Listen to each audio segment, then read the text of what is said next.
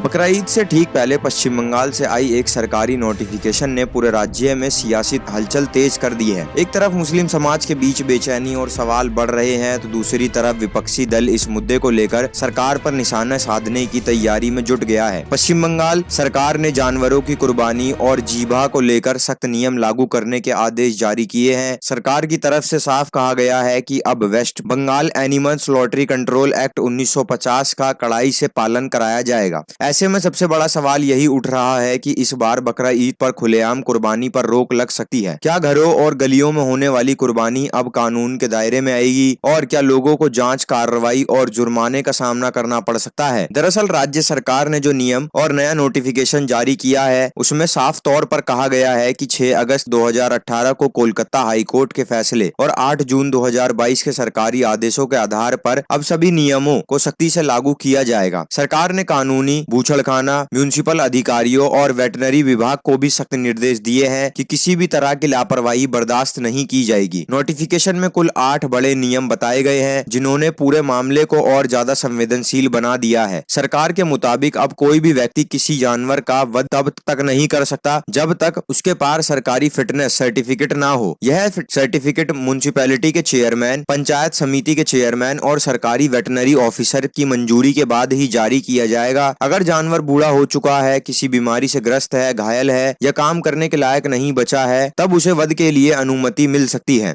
इतना ही नहीं, अगर किसी को सर्टिफिकेट देना से मना किया जाता है तो वह 15 दिनों के भीतर राज्य सरकार के पास अपील भी कर सकता है। लेकिन सबसे बड़ा विवाद उस नियम को लेकर खड़ा हो गया है जिसमें साफ कहा गया है कि जिस जानवर को काटने की अनुमति दी जाएगी, उसका वध सिर्फ सरकारी या अधिकृत स्लॉटर हाउस में ही किया जाएगा, यानी किसी भी घर, गली या निजी जगह पर कुर्बानी की इजाजत नहीं होगी। इसके अलावा खुलेआम सार्वजनिक स्थानों पर जानवर काटने पर भी पूरी तरह प्रतिबंध रहेगा। सरकार ने यह भी साफ कर दिया है कि नियम का उल्लंघन करने वालों पर सख्त कार्रवाई होगी। कानून तोड़ने पर 6 महीने तक की जेल, 1000 रुपए तक का जुर्माना या दोनों सजा एक साथ हो सकती है। यही वजह है कि बकरीद से पहले इस आदेश ने पूरे पश्चिम बंगाल में बहस छेड़ दी है। विपक्ष इसे धार्मिक मामले में दखल देना सरकार पर हमला बोल रहा है, बल्कि सरकार का कहना है कि यह कोई नया नियम नहीं बल्कि पुराने नियमों को लागू करने की प्रक्रिया है, ताकि कानून व्यवस्था बनी रहे और अवैध तरीके से होने वाले वध पर रोक लग सके। वहीं मुस्लिम समाज के कई लोगों का कहना है कि हर साल जिस तरह से कुर्बानी होती आई है, उसी तरह इस साल भी होनी चाहिए। लोगों का कहना है कि कुर्बानी उनके मजहबी फर्ज का हिस्सा है और सरकार को ऐसे माहौल बनाना चाहिए जिससे त्योहार शांति और भाईचारे के साथ मनाया जा सके। मुर्शिदाबाद समेत कई इलाकों से लोगों की प्रतिक्रियाएं सामने आ रही हैं, जहां लोग सरकार से अपील कर रहे हैं कि नियम अपनी जगह है, लेकिन त्योहार के दौरान किसी तरह की दिक्कत नहीं होनी चाहिए। अब सबसे बड़ा सवाल यही है कि प्रशासन क्या बकरा ईद पर इस बार के दौरान पहले से ज्यादा सख्ती दिखाएगी? क्या कुर्बानी को लेकर लोगों को नई प्रतिक्रिया से गुजरना पड़ेगा? और क्या इस मुद्दे आने वाले समय में पश्चिम बंगाल की राजनीति का बड़ा चुनावी हथियार बन सकता है? फिलहाल पूरे राज्य की नजर सरकार और प्रशासन के अगले कदम पर टिकी हुई है, क्योंकि बकरा ईद करीब है और इस मुद्दे ने अब धार्मिक, सामाजिक और राजनीतिक तीनों स्तरों पर माहौल गर्म कर दिया है।